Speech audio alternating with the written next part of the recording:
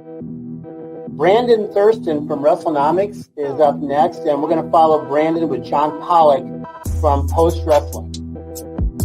Thank you, and good afternoon, everyone. But we can't ignore the math, okay?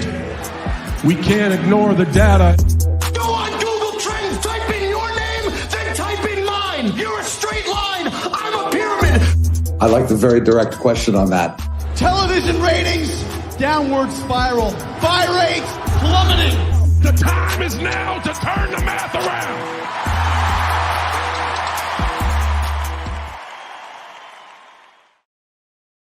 Hello, everybody. It is John Pollock and Brandon Thurston, and here we are back at our homes after a weekend in Philadelphia for WrestleMania weekend, the biggest WrestleMania of all time, the launch of the Paul Levesque Era. How are you, Brandon? I'm good, John. How are you? I am doing well. You have survived the eclipse. You made it back to Buffalo. All is well in the world. Yes, I flew during the eclipse. I saw it. It didn't get completely dark. I think because I was still in Pennsylvania, so I was not in the perfect path of the eclipse. But I saw it from my plane, not my personal plane, from American Airlines. But I did land and then do a podcast. Well, today's show, we are not going to be joined by a guest. Instead, we have quite a lot to dissect and go through over the weekend. We're going to be heavily focusing on WrestleMania, some of the business notes that have come out since then, and several items as well from the press conference that, Brandon, you were present for. We will be talking about that. The night after WrestleMania edition of Raw, which did a phenomenal number, and that is going to be some of the focus. For those that are tuning in, YouTube is trying to muzzle us, but we are going to battle through. This might not be going out live on YouTube, but it will be up after the fact. So Twitter and Facebook are your friends for live streaming, as they're trying to keep us down, Brandon, but we will persist. Yes, we'll continue on here. So let's start with kind of a general thought on this weekend and what you feel this was in terms of WWE utilizing their biggest weekend of the year that, in my opinion, was done to deliver a very strong, unified message of this new era, this Paul Levesque era, your era. It's our era. It's no one person's era. But I can't say I was necessarily going into this weekend with the expectation that this would be the massive takeaway, but I think that was impossible to ignore over two nights about that language being used and one key person's name absolutely not being used and seeming to be our complete disassociation from Vince McMahon. Vince who? He was, his father was a promoter, and he was kind of just the in-between McMahon, you know. Okay. This would be the one that came after Vince and Jay McMahon, who, the Madison Square Garden guy. Yeah. Dabbled in some bodybuilding, I think was a bit of a football fan. Cup of coffee in the pro wrestling industry. Yeah, but I think it was intentional that was the night two message. Stephanie came out at the beginning of night two, and there was plenty of talk from Paul Levesque on the press conference about it's the new era. It's the Paul Levesque era, and him clarifying that it's not just his era, but it's everyone. And I thought there was some very interesting language that he used that I've kind of put together here in terms of he spoke about not only Stephanie, but he also said things like it's our era. I don't know if you have the clip. Interrupt me if you do, but the people that endured, the people that hung in there, the people that trusted, the people that over the last year or whatever it's been, that gave their sweat and tears to get where we are, because somewhere along the way they trusted a process that led them to remembering how much fun this is, and we wanted to do it and make a product that they all could enjoy and love again. It sounds like they're overcoming, that's end quote. It sounds like they're overcoming something, or things weren't being enjoyed and you couldn't love it as much anymore over the last year or so. And it just leaves you to wonder what was going on over the last year or so that he's referring to. Didn't quite spell it out. I think that was sort of many people's takeaway, was this interesting little dance that they were doing throughout the weekend was they were never going to bring up the name Vince McMahon or directly allude to it. But in all the indirect ways, how could you not take a statement like Paul Levesque gave and this massive issue that the company has been able to, like this giant roadblock that was named Vince McMahon that was in their way, that they have, I mean, basically stating, like, you know, reminding people of the love that they had for this industry. Like I would say they went further than I would even anticipate, of not just we're moving on, but that the ways of old were extremely handcuffing, very detrimental to this company, and we are through it. And this was an active force that was impeding our growth that we're now experiencing without the shackles of Vince McMahon by text or any kind of communication to interfere with our growth. Yeah, and I guess we should discuss a little bit about the press conference. So I was at the press conference. You were not, and there were, I don't know how many media credentialed for WrestleMania. It had to be in the hundreds, and there must have been. I mean, that press room was pretty full. I would say maybe over 100 people in there. Certainly more than 50. I know there's a lot of people standing around and whatnot. But I understand it wasn't possible to put everybody in the press conference. But I was there. I got one question on night one. If you were there, John, what questions might you have asked? If you could ask a question to maybe in particular Paul Levesque or even Dwayne Johnson. I would say, starting with Paul Levesque, I was most interested in Stephanie McMahon and how her return came about. I think that he gave plenty of openings for, the doubt that was removed from her. What doubt? What were the circumstances that led her to leave this quote unquote home that she is now returning to? And in what capacity is she returning? Was this simply a one-night appearance? Is she going to have a loose affiliation with the company? Is she going to have a day-to-day affiliation with the company? What has been the message to your talent and staff since we last had an opportunity to speak with you in January, which was only 2 days removed from the Janelle Grant lawsuit that you had not had a chance to read at that point? In those 2 months, what has been done that this new era should also be attached to a new culture that many people would be interested to hear about how you are fostering as the public face of the company? Those would be two that come to mind for Paul Levesque.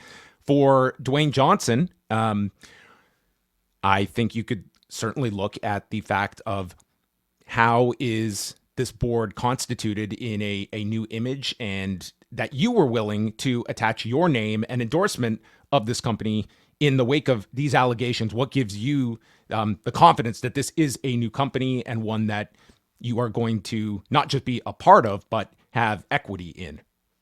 Right. So I did ask him about Brock Lesnar, and we did get a little bit of information in terms of, sounds like he's still under contract, and sounds like he's in Saskatchewan still, and that there was, in fact, conversations, I believe was the word that Paul Levesque used. There were conversations about him returning at the Royal Rumble. So it seems pretty likely to me that there was a plan for him to return at the Royal Rumble, but they decided not to for whatever reason. I'm not sure. Maybe it has something to do with he who shall not be named. But as we've seen, they've taken Brock Lesnar out of the video game, out of the 2K video game, both the mobile game, and he was really minimized in the console game that just came out.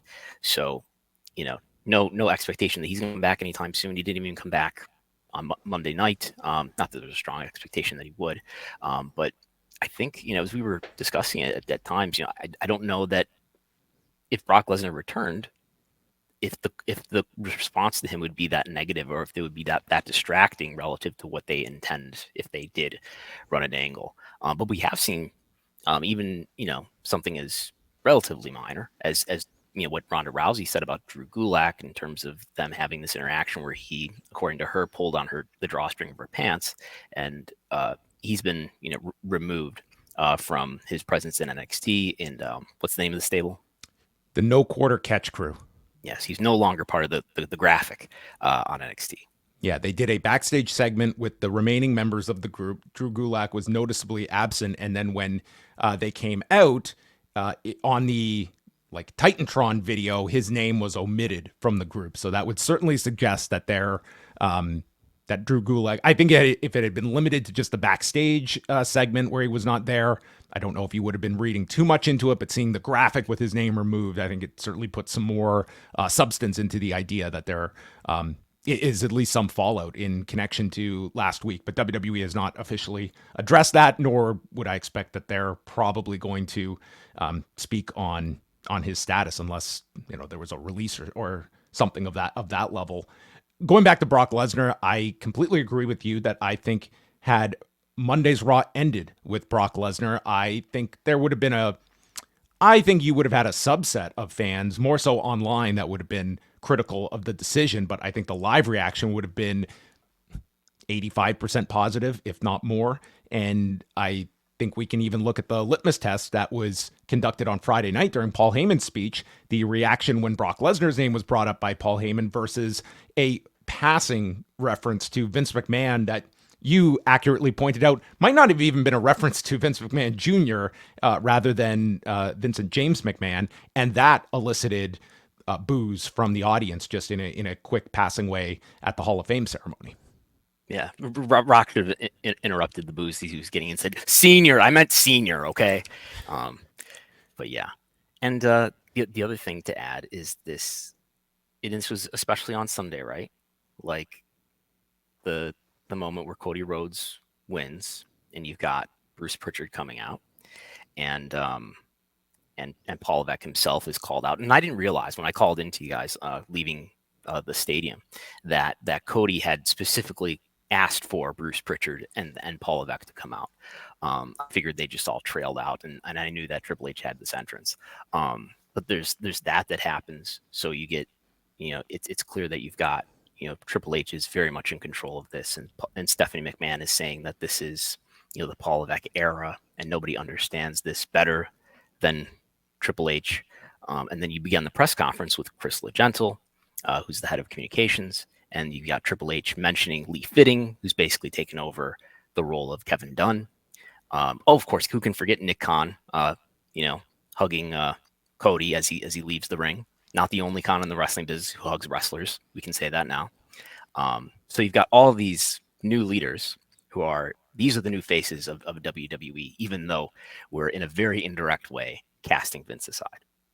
Yeah, I think like how much of that was improvised at the end. I think people tend to look at especially grand WWE celebrations as probably some level of calculation attached to it. But regardless of how that closing scene came together, that to me is going to be sort of your snapshot of this quote unquote new era, is not just Cody Rhodes as our flag bearer, but here are all the people behind the company that are leading the company that you had present there in the ring, from Paul Levesque to Nick Khan to Bruce Pritchard to a CM Punk that is now back in the company. Like this, when I take a step back and look at this weekend, it is interesting how we saw very select appearances on both nights. I would say the most noteworthy being Stephanie McMahon, but a lot of people that you would associate as quote unquote Vince McMahon guys, from a Bruce Pritchard to an Undertaker to a John Cena,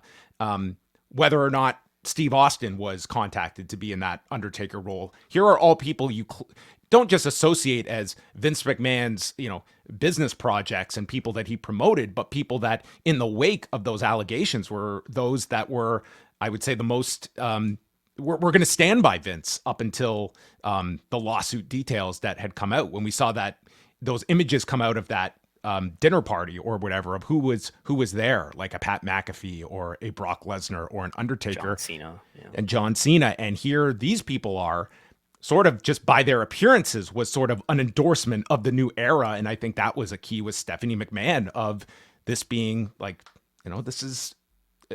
this palace intrigue. Like this was her very definitively endorsing this side of things and being attached to this new product and a non Vince McMahon WWE. And who's left standing by Vince McMahon at this point? His trainer, who we heard personal from. Trainer. Yes. This his name is maybe his spokesman at this point. Might be, because he put out an Instagram statement about the fact that this was the first WrestleMania that Vince McMahon was not there for, and how I'm paraphrasing, how quickly people forget. I would argue maybe it's because people have a decent memory of what has been very public over these last few months. But this is one of the few individuals outside of Vince McMahon's legal counsel that I would state has had any statements of support for Vince McMahon. Here's the statement. Vince McMahon was unable to attend his first WrestleMania. How quickly people forget that without his vision, there would be no wrestling or WrestleMania. Take that, Sam Mushnick. Sadly, when a person is down, the people who say they love you turn their backs on you. I mean, certainly you can read into that however you want. And lost on that statement was his musical choice, clearly a Vince edict there with Yes, it was an AC/DC. AC/DC song. Yes, it's like Back in Black or something, which is that if that doesn't guarantee the authenticity that this is really Vince McMahon's trainer, although I do think this looks like the guy who's also in Muscle and Fitness with him, like when he's on like the leg extension machine, he's in the background, so it looks like him. But yes, it's absolutely. I'm sure that's a song that Vince listens to while he's in the gym. Yeah, not on the phone though. He does not speak on the phone. What do you think is Vince McMahon's next public? Do you expect anything like statement-wise, any kind of PR for Vince McMahon, or do you feel that he still stays quiet in the lead up to this case and just remains with this private profile that he has assumed since resigning as the chairman? Well, I mean, if you take his lawyer, Jessica T. Rosenberg, at her word, there's going to be more that will emerge along the lines, it would seem, of the New York Post article, which published a love letter from Janelle Grant to Vince McMahon.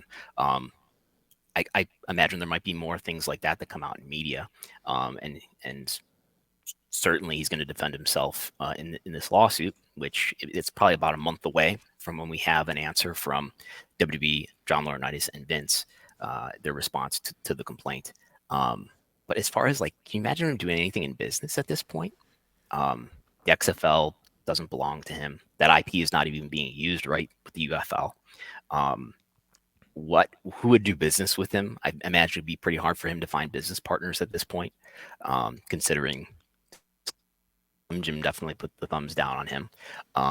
So I don't know what's left for him to do, but he has liquidated a ton of stock.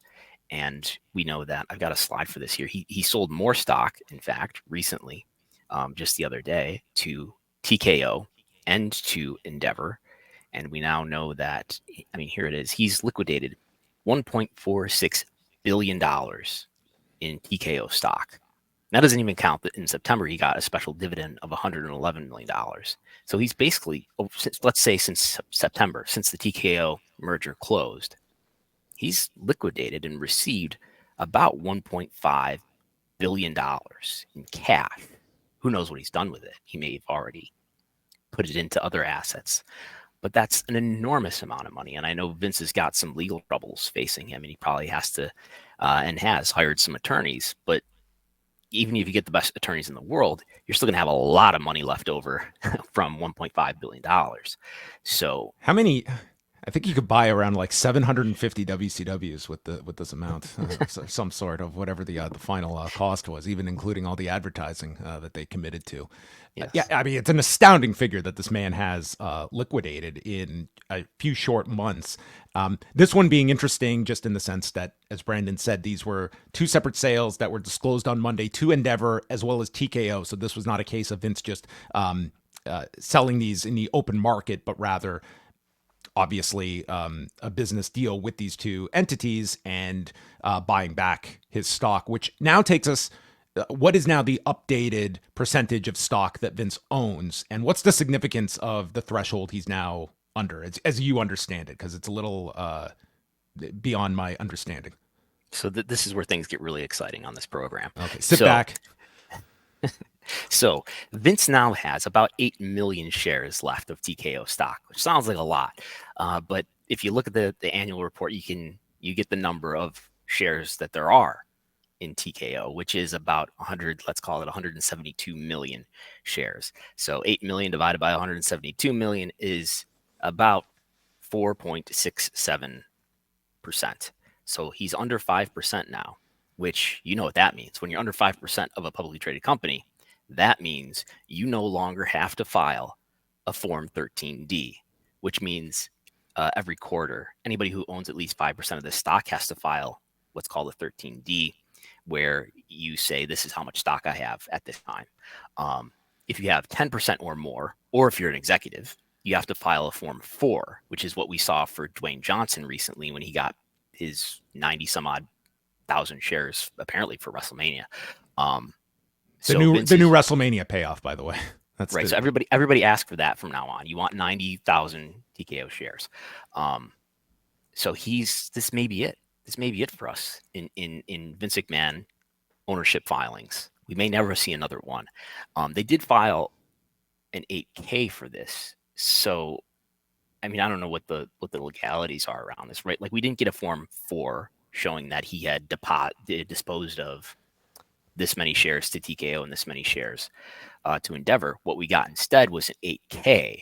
An 8K can be filed for all sorts of reasons. It's just called a current report. Anything that's material that we feel that we need to update investors about, we file an 8K. So that's what they did in this case. There was no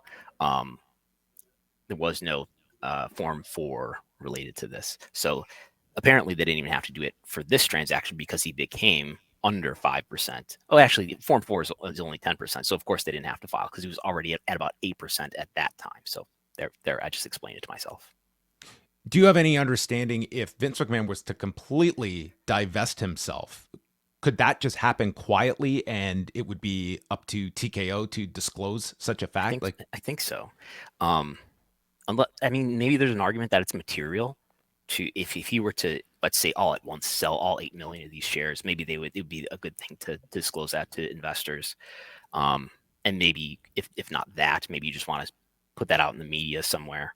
I think they would be incentivized I think they would want to publicize that fact if such a thing happens. But just remarkable where you could think that like Vince McMahon's complete divesting of his connections to WWE/TKO could just be could happen and people would not even know about it. I think that's possible. Yes.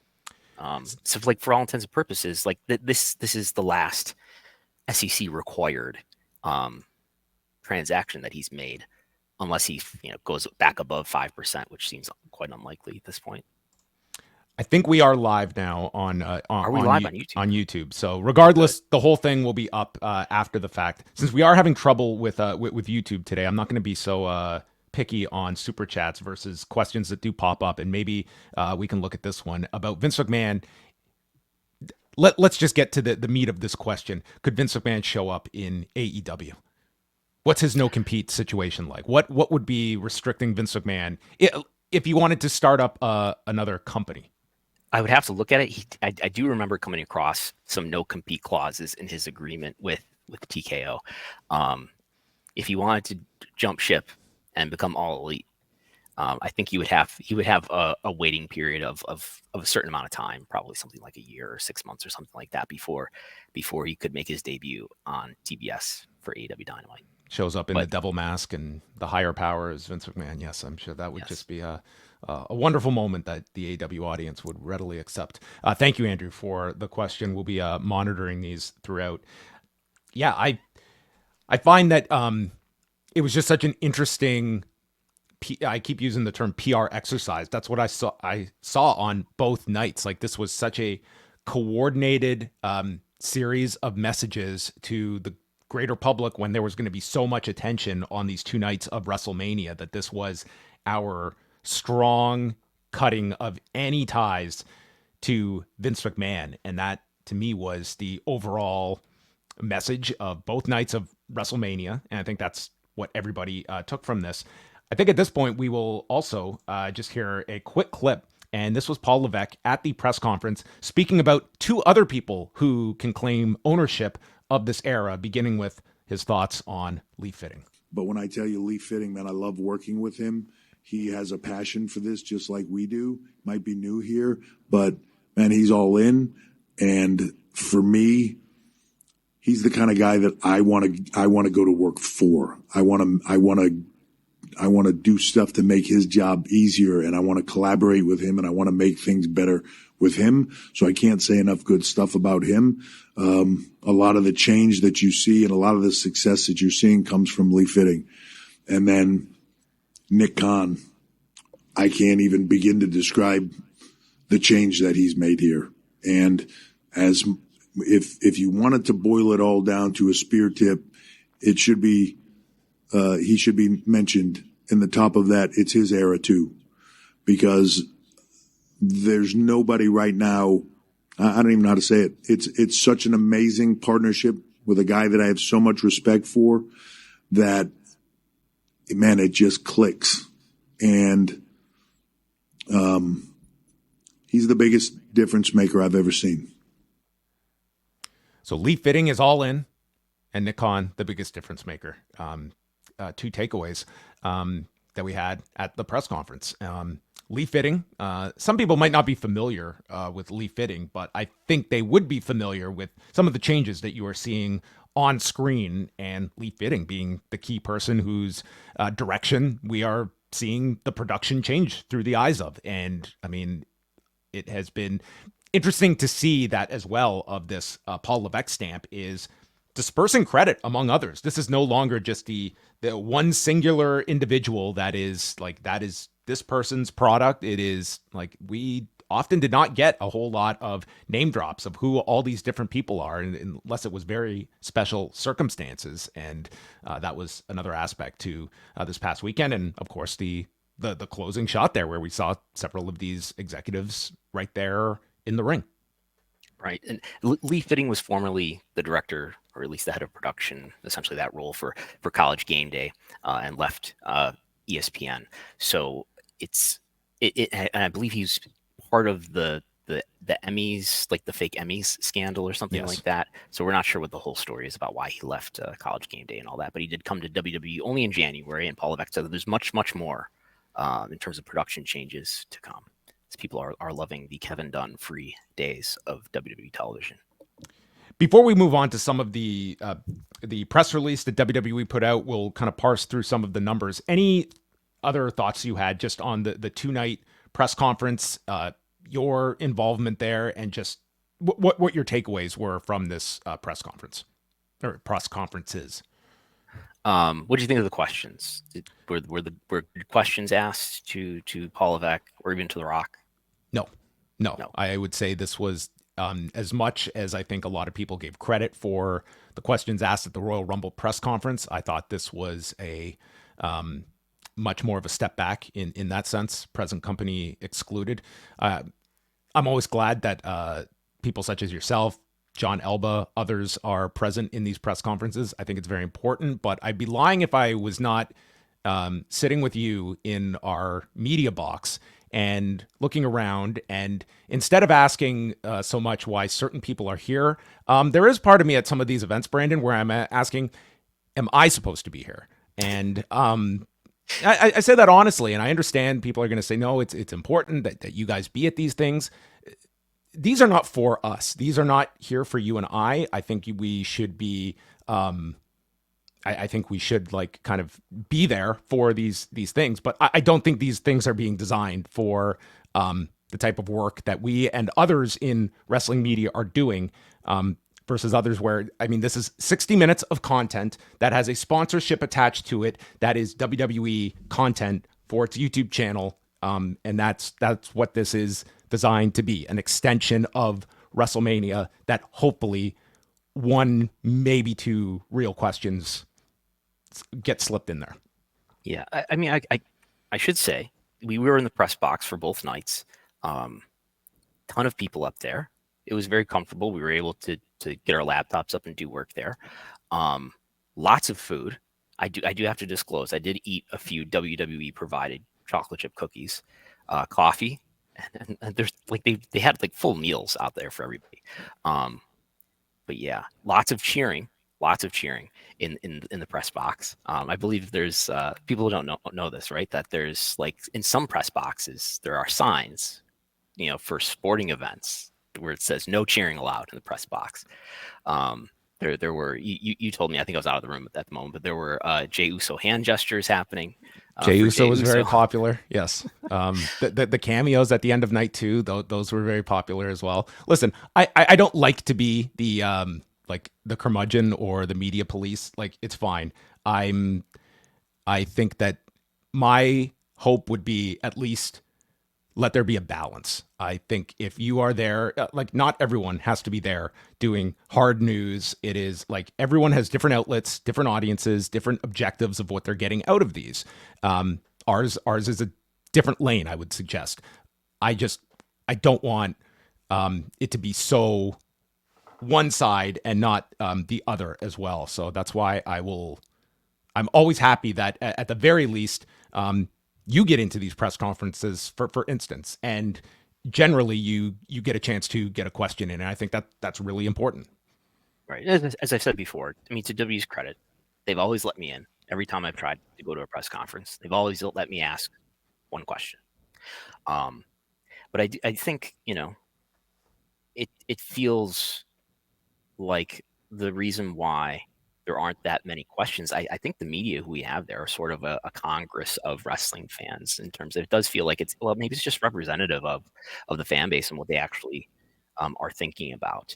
I guess I think that, more serious questions about executive leadership, about the lawsuit that's still ongoing, about whether Paul Levesque had any knowledge of any of this, of any inappropriate relationships or any sexual misconduct, at any time before the public or the board knew. I think those are questions that are important to ask, and that talent and staff and ultimately the company, maybe not the short-term fortunes of certain executives, but the company would be benefited to have those questions asked, at least, if not answered.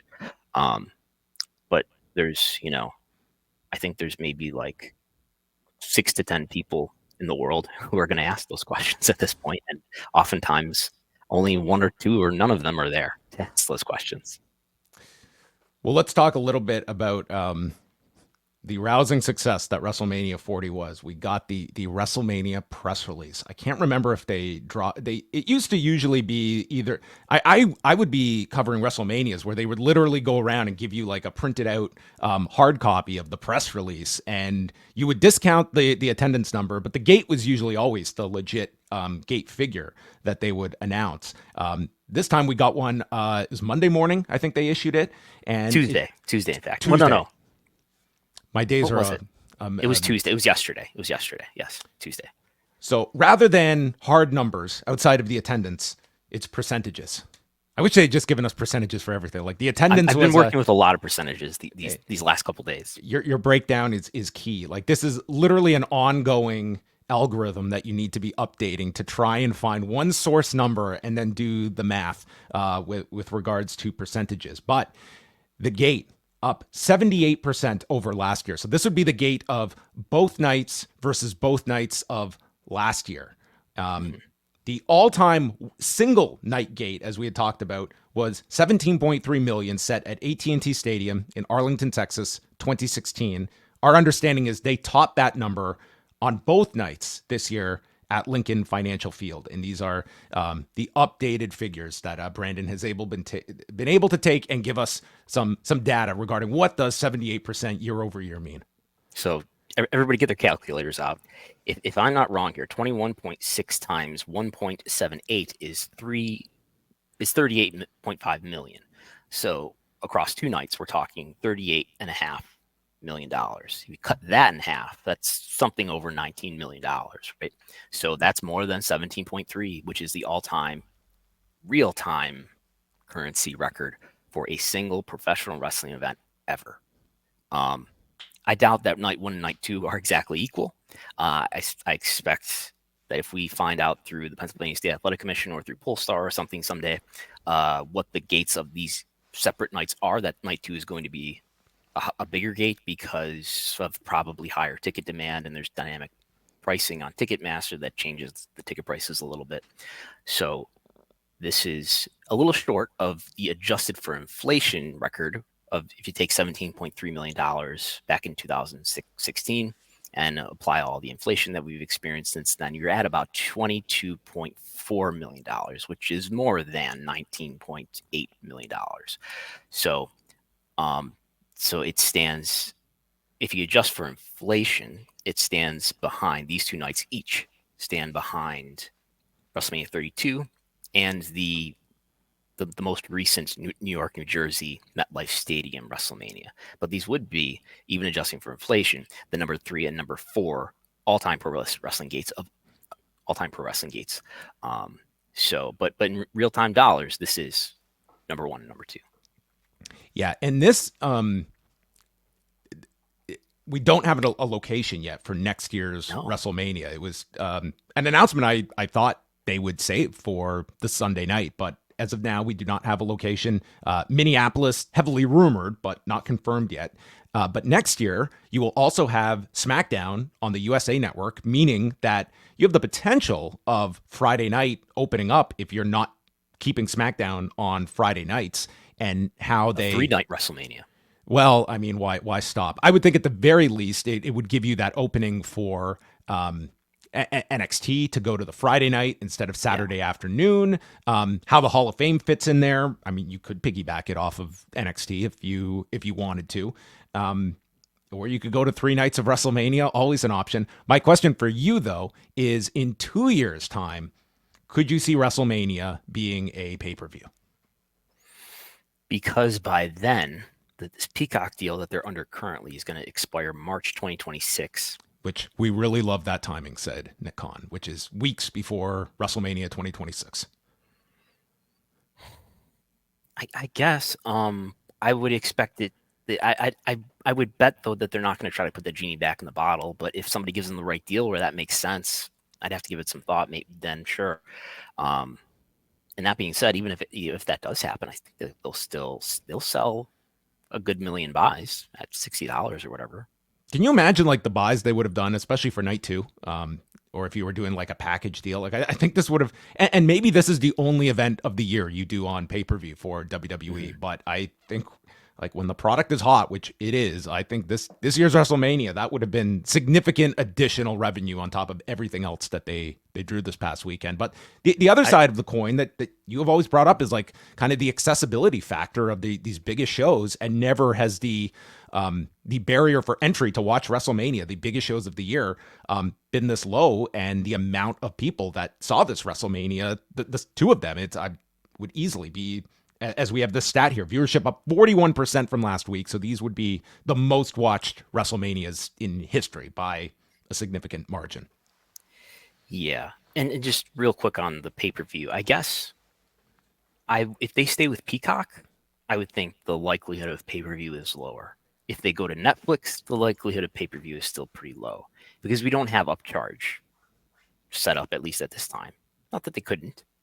ESPN would, to me, be the highest probability of that, because I think they would see this as just a package deal with UFC that they would be able to just mix together the two, which on a separate note, I was interested to see how much cross promotion there would have been between UFC 300 that's coming up this weekend, being the UFC's biggest card of the year, and WrestleMania. And there was nothing in terms of utilizing this show to promote UFC 300 in any way, or vice versa, UFC on its side promoting WrestleMania, which this was sort of the back-to-back weekends. I was curious to see if they would explore any of that. Right. So, yeah, that's interesting that didn't happen at all. There's no UFC fighters. There's no what's his name cutting a promo on Conor McGregor. They got their fill of Michael Chandler and a live mic. That's enough. He's still going after they're throwing to commentary. But anyway, so there's the 41% viewership increase that WWE put out, and then Peacock, or at least through Variety and other outlets, have reported that the increase in viewership using some other method of calculation is 26% for night 1 and up 30% for night 2. So make of that what you will. But we also know through, I've been calling it a Peacock press release, but it's certainly out there through Variety and other places. 1.3 billion minutes watched across 2 nights. That's a lot of minutes. I've been doing some math. That's how many minutes I felt WrestleMania 35 was that year I went at MetLife Stadium. It felt like I watched it for 1.3 billion minutes. The final one night WrestleMania. So I've been doing some math. We're not ready to talk about what I think the viewership might have been, but it is worth noting too, as you mentioned, with the availability of this WrestleMania, it's more than ever, right? It's not a $60 paywall like it was back in the pay-per-view era. The W Network domestically topped out just over 1 million subscribers, so you had over 1 million people who had access to it. But then once you made the jump to Peacock, now you're talking about many millions of people have the ability to just flip it on their TV. And as of the last counts, Peacock is now in 31 million US homes. So, and it has crossed paths. It is overcome ESPN Plus. So a lot of, so it helps, right? It helps with Peacock continuing to grow still in subscribers. Naturally, you're going to have increased viewership. Now, WWE's fan interest has definitely increased over the last year and the last couple of years. So that's helping push that forward too. But you've got the opposite problem of, as people watching the video can see here in this sort of light green line, which is representing traditional cable homes. As that goes down, that's everybody's excuse for why television viewership is down. You've got the opposite, not problem, but benefit when it comes to something like Peacock or streaming viewership. It's naturally going to be increased as time goes on. And rounding that out, just some of the other things they threw in there. Largest gate in the history of SmackDown and Raw. Now, last week, they stated that it was the largest domestic gate in Raw's history. Yes. At least in the press release for this past Monday's Raw in Philadelphia, they just stated outright largest gate in Raw history. So that would mean ahead of any of the Raws in London, in England. Right. And we know that the SmackDown record was broken when they went to London most recently, joining with Money in the Bank. And I'm looking at our Polestar spreadsheet to see if I can quickly find that. But that's why they had to have that caveat of domestic. $1.845 million was the London SmackDown gate. So I don't know if that's just an oversight that they didn't say domestic on that occasion, or if it really was more than what Polestar says is $1.845 million, which probably doesn't include fees. And we're going to be getting a bunch of international SmackDowns that are piggybacking off the premium live events that are going to be happening over the next number of months, including, for the first time, they're going to do SmackDown in Jeddah in Saudi Arabia on May 24th.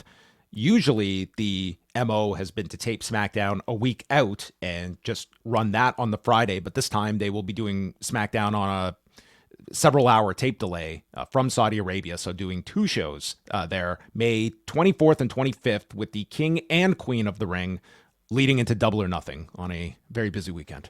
I think it's worth thinking about whether that changes the site fee at all. As we know, we've got this 10-year deal that started in 2018 with the Kingdom of Saudi Arabia. $50 million every time you go there. You go there twice a year. It's $100 million every year. And I don't think this counts as the two events for the year, right? They're still going to go there, I imagine, in the fall, as they do each year. Spring and fall is when they go. Is there more money because you're doing two events here? I can't imagine they're just giving it to them for free. This is not as big, right? But it's just an extra event. It's a little icing on the cake, but maybe there's something extra that comes with that for WWE in exchange. I would think that it's a great question. Didn't come up on the weekend, but it's a great question.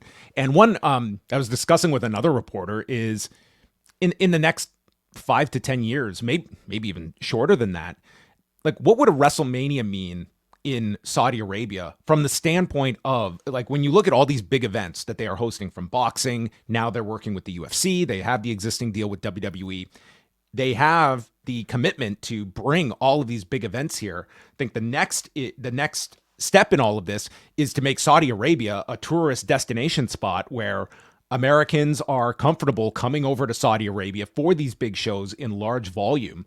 And a WrestleMania is a proven event that people will travel for, and is like, what investment that would be worthwhile for the government of Saudi Arabia to, instead of just a pay-per-view, to bring what is going to be the tourism event in a WrestleMania. And I could very well see a WrestleMania in Saudi Arabia at some point. I'm sure they would love it in Riyadh. I think that would be different, wouldn't it, than what are the major sports events that have happened in Saudi Arabia? They are bringing the World Cup, right? That's all but guaranteed at this point in the future. F1 obviously is on their calendar. Have they taken an event that is traditionally in the United States, let's say, and basically transplanting it into Saudi Arabia? My thought is that they would be inviting extra media criticism because of that, I think, in terms of for one thing, is everybody going to travel like they did to Philadelphia? I know it's a further trip, but I'm not just talking about that. I'm talking about, I'm probably not going to Riyadh. I don't know about you. Considering, some of the things I've written about WWE's relationship with the kingdom. So I think that would invite, there'd be a cost to WWE, that comes with whatever they get paid, which I'm sure would be enormous if they made a deal to bring WrestleMania to Saudi Arabia. I think they would be. I think that would be WWE being heavily incentivized to almost create a travel package that is designed for its fans. Like that would be the purpose of what they are paying for, is people going over to Saudi Arabia, raving about their time there, and making this. I mean, I just look at where just following through the boxing and now MMA and in professional wrestling, it's just at this point, this initiative, it has worked. It has worked. I think that there are very few that are still talking about a lot of these larger issues. And I just feel that it just feels as though this is ultimately this amount of revenue that is there to be made for combat sports is this bottomless pit of revenue that has superseded any kind of larger ethical questions attached to it. And I think fans as a whole are somewhat indifferent to it now. Yeah. And on one hand, on the positive side, in terms of the government's goals, is that you would get a lot of people traveling in, and probably disproportionately European fans and things like that, for whom it is a shorter trip, and would have these experiences of enjoying their time there. And it's I'm sure it's a wonderful city, but it would invite, I think, some criticism. We have an update on the World Cup. Yes, Eric writing in that Saudi Arabia was the only confirmed bidder to host the 2034 World Cup. So there you have that. Let's talk about Raw from Monday. This was the 3-hour edition of the show from Philadelphia and featured a first hour commercial-free hour starring Cody Rhodes, Dwayne Johnson, and to a lesser extent, Paul Levesque, that ate up 45 minutes of the opening show. And when I pulled up Brandon Thurston's quarter hours available at patreon.com/Wrestlenomics, I did a double take. I thought maybe you had just leaned onto the wrong key or something. And this graph, I mean, Cody might just have this framed or sold as a t-shirt, because this was an unmitigated success for the first 45 minutes of this show, where the audience, I mean, just what it started at. They started at 2.7 million viewers, and it only grew. I think you remember you, John, saying they'll probably get to 2 million for this segment because it was, it will draw that well. I think that's what you said on Monday or Tuesday afternoon. I greatly underestimated. I am only curious if they had just gone even longer. I mean, it's just it's go such all a 3 hours. It's such a dramatic drop, and even you look at this and be like, oh wow, they fell to 1.8 million. Dude, 1.8 million in the third hour is a gigantic number for third hour. Really for any hour of the show, much less the third. And this was going against the NCAA, the men's basketball final with Purdue and UConn that did 14 million viewers on top of it. This is one of the most successful Raw numbers in years. Now, those first 3 quarters are commercial free. So this is doing, I don't know, 10 to 15, maybe 20% lower with ads in it. But nonetheless, I mean, that's not to minimize what a big peak this is. I don't think I've got a quarter hour since I've been covering this since early 2022 that is in the 3 millions. And to look at what this entire show did, again, it's benefited by the fact that it was that the first 45 minutes of the show had no ad breaks in it. But if you look at the P18 of 49 over here, what happens if okay? But the red dot that indicates this did a 0.83 P18 of 49 rating. That's bigger than anything that SmackDown has done in the last 2 years. This was, by the way, the highest demo for Raw since September 2019, if memory serves me correctly, and the highest total viewership since just before the pandemic, February 2020. Just an enormous number.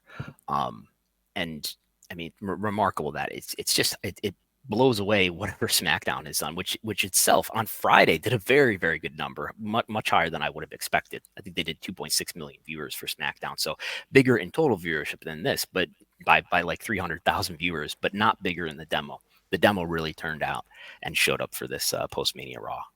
Yeah, and the SmackDown show was also going against that big Iowa, what was it, Iowa Yukon?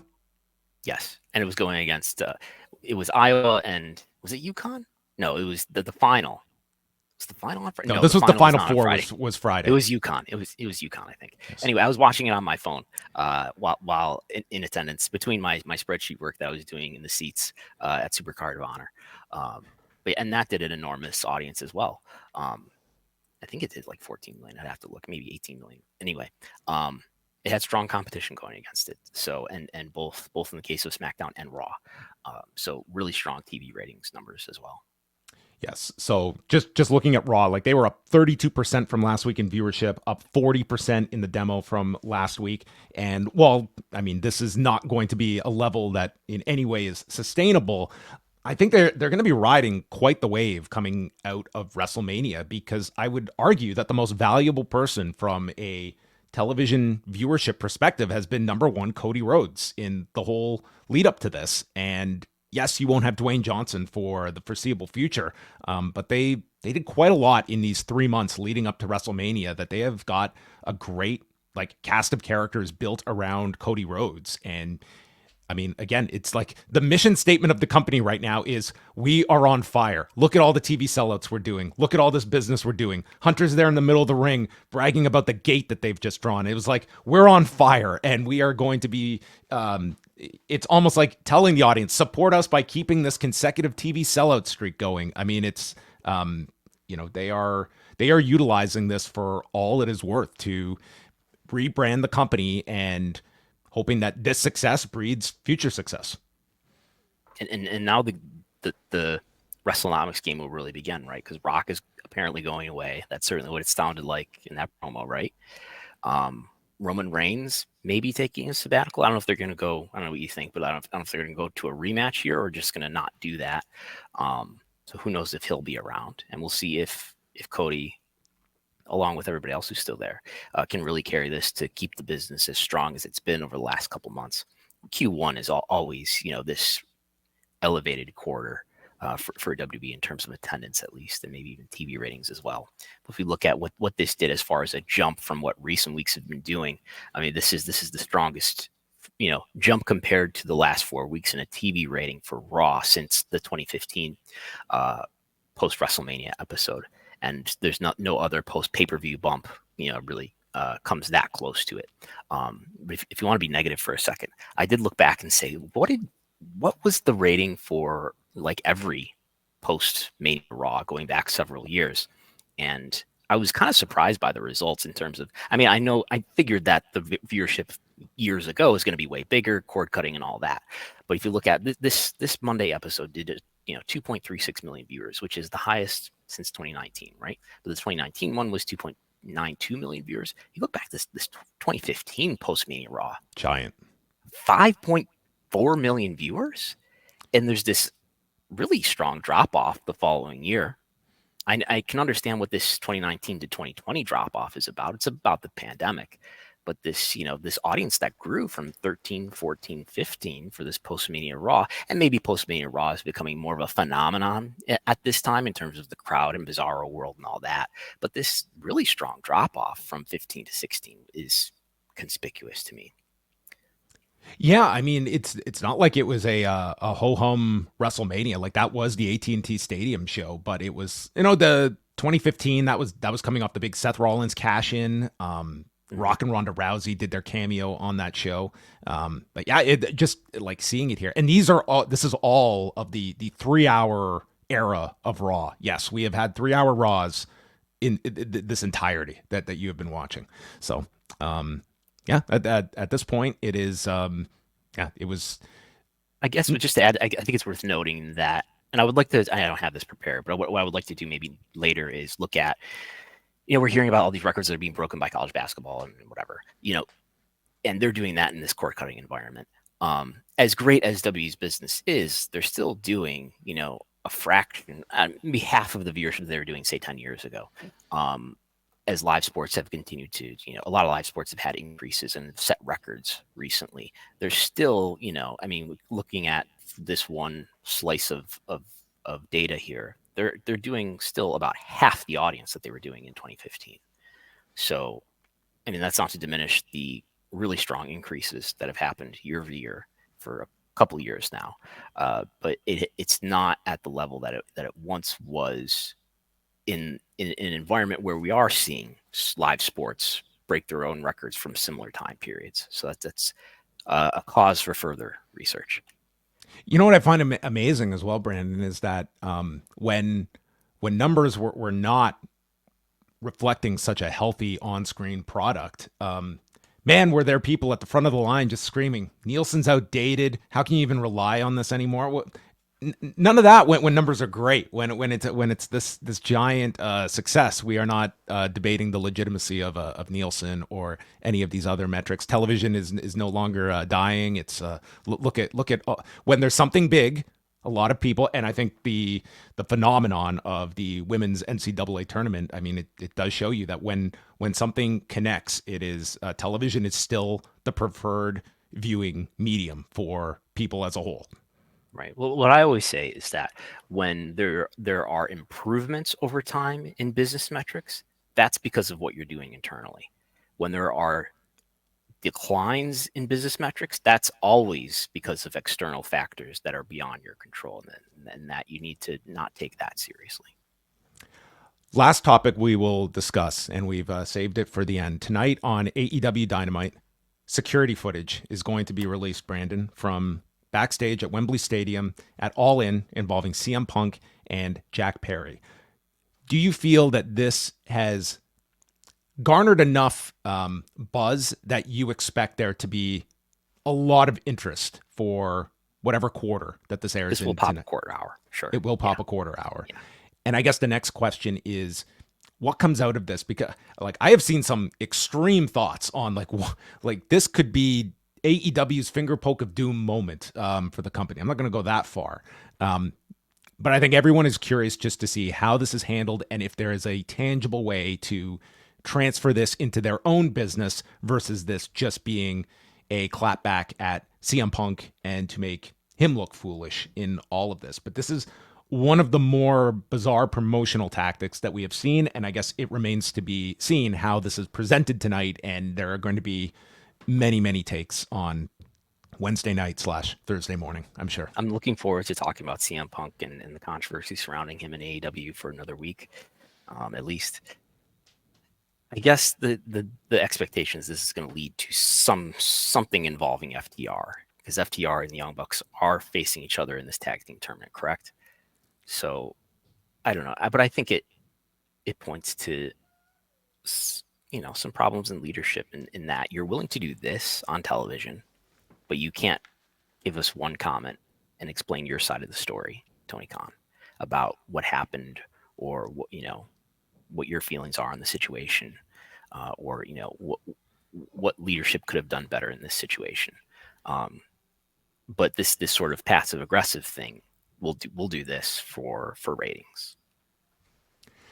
I would think that the best case scenario is that it is footage that is beneficial to Jack Perry's side of things, and that you have to weave this balance of not so much not sort of healing the company here, in that Tony Khan is if this is beneficial to Jack Perry, it's almost well, why was this man banished from this company, and almost transferring that to the Young Bucks as your authority figures.